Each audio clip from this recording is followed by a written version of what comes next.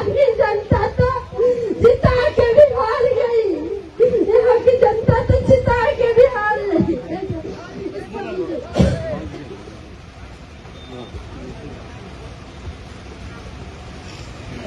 Corona आया तब भी मैंने देखा न जीता हुआ आया न हारा हुआ आया।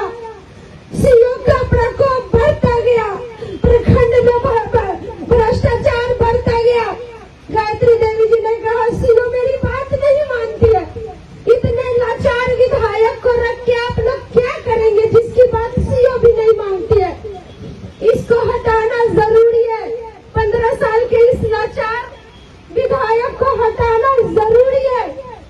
और मुझे पता है कि लालटेन से जिसको मिला है सिंबल वो हार जाएगी, वो हार जाएगी और जनता फिर से उसी नर्क में रहेगी जो 15 साल से झेल रही है।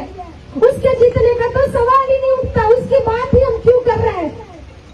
अगर जीतना होता तो पुड़वे जी उनके ससुर जी वो 2010 का भी चुनाव जीतते ना, 2015 का भी चुनाव जीतते ना, लेकिन वो हारे।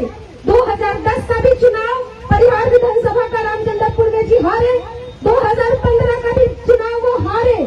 क्योंकि जब सोनवर्षा विधानसभा था तो कुछ जाति समीकरण के कारण वो विधायक बने, लेकिन जब परिहार विधानसभा हुआ कई पंचायत कट जाने के बाद उनका जीतना असंभव था और असंभव है, वो नहीं जीत सकते।